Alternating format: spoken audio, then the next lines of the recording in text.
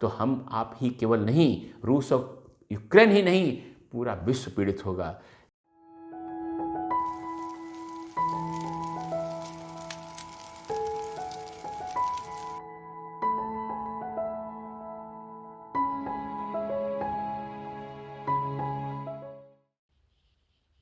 आप देख रहे हो कि मैं उतना प्रसन्न नहीं हूं।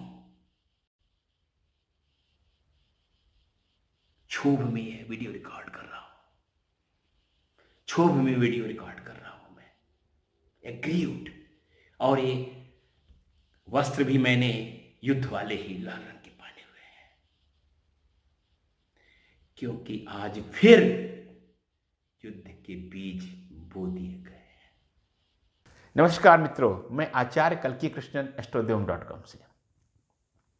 अभी जो आपने क्लिप देखी वह आज की नहीं है, बल्कि 11 मई 2020 की है, जब हमारी टीम ने पिछले 100 साल के युद्धों का शोध करके और उसके आधार पर हमने निर्णय लिया था कि तृतीय विश्व युद्ध की संभावना बहुत प्रबल हो गई है। और यह केवल खामख्याली नहीं थी, हवा में ये बातें नहीं थी, पिछले 100 साल के युद्धों का शोध का परिणाम था और जो हमने दिया। और आज जब रूस यूक्रेन के बीच में संघर्ष अवश्यंभावी हो रहा है, तो लगातार हमारे पास मेल आ रहे हैं, फ़ोन आ रहे हैं और तमाम पूछ रहे हैं क्या तृतीय विश्व युद्ध जो आपने भविष्यवाणी मई 2020 में की थी, क्या वही होने वाला है। तो इसलिए हमने सोचा कि इस बारे में थोड़ा सा विस्तृत विवरण आपको दिया जाए और ज्योतिषीय मापदंडों के आधार पर, हल्की बातें नहीं।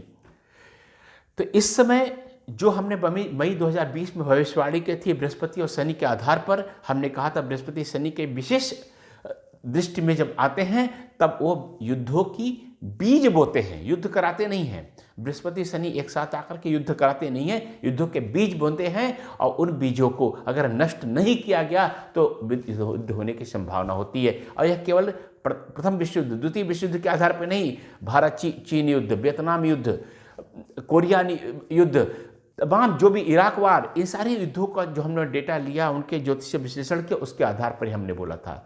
लेकिन इस समय जब मैं आज 23 फरवरी को 2022 को यह रिकॉर्ड कर रहा हूँ, तो इस समय कुछ और भी चीज़ें जो हम लोगों ने देखी हुई थी और लेकिन उसमें बोलना नहीं चाहते क्योंकि भय का वातावरण उत्पन्न होता, लेकिन आज हमें बता रहे हैं आपको कि सबसे पहली बात, जो पंचग्रही योग की चर्चा बहुत ज़्यादा हो रही है, इसमें बहुत सारे ज्योतिषियों ने वीडियो डाल दिए है, कुछ ने बड़े डराने वाले वीडियो डाल दिए हैं, लेकिन हर बार पंचग्रही योग होने पर युद्ध नहीं होते हैं।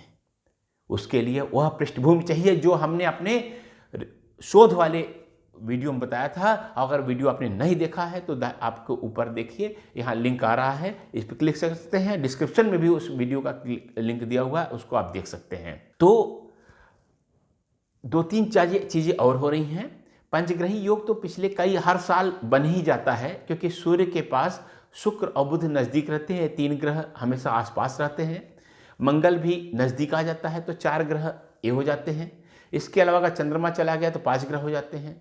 और ये बड़ा आसान है पंचग्रही योग ना, हर वर्ष एक बार बन ही जाता है। तो इसलिए पंचग्रही योग को लेकर के भयभीत होने की संभावना, आवश्यकता नहीं है, पहली बात।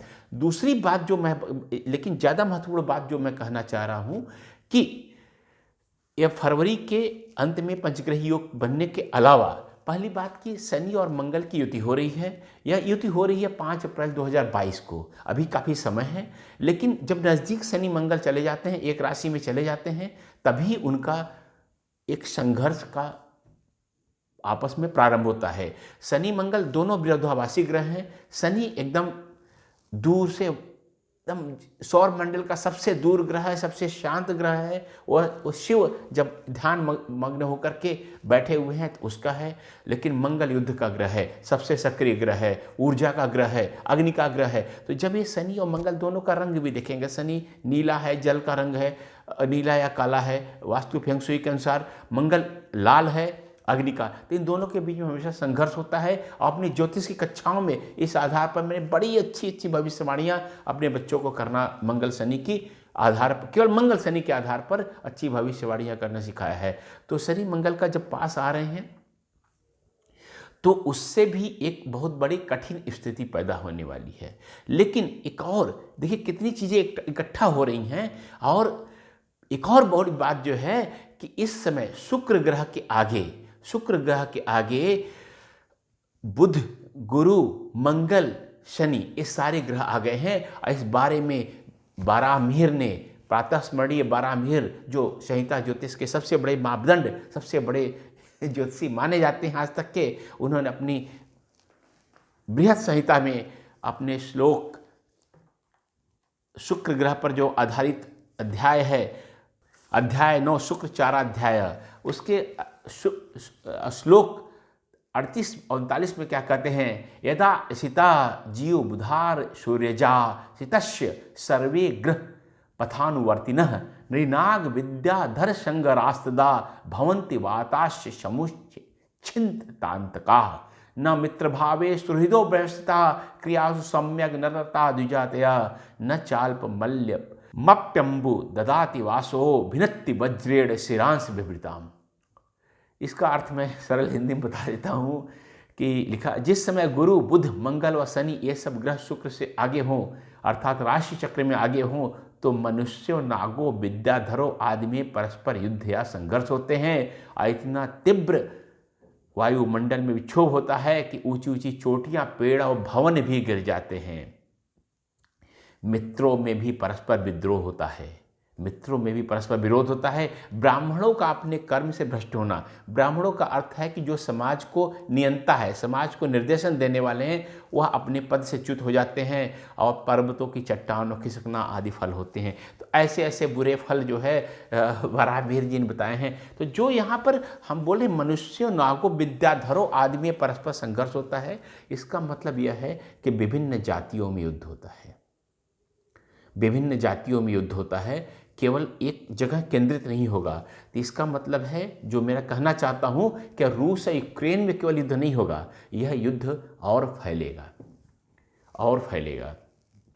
मुझे दुख है कि जब पिछला वीडियो मैंने जारी किया था तो मैंने कहा था कि कूर्म चक्र और तमाम मेरे टूल्स जो एस्ट्रोलॉजी के एडवांस टूल्स हैं ज्योतिष के, उसके आधार पर मैं कौन कौन से देशों में कहाँ कहाँ क्या होगा एकदम विशिष्ट रूप से उसका शोध करके बता दूंगा। लेकिन समय अभाव के कारण मैं ऐसा नहीं कर पाया। कई लोगों ने शिकायत की है तो उनसे क्षमा याचना मैं करता हूँ। तो यह पहली बात कि शुक्र जो है, ये जो स्थिति बनी है, यह 16 फरवरी को बनी है और 6 मार्च तक रहेगी। तो 16 फरवरी से 6 मार्च तक बड़ा कठिन समय है। और जो मंगल शनि की युति मैंने कहा वो 5 अप्रैल को होने वाली है। तो ये, लेकिन उसका फल मंगल शनि की युति का पहले होने जाएगा।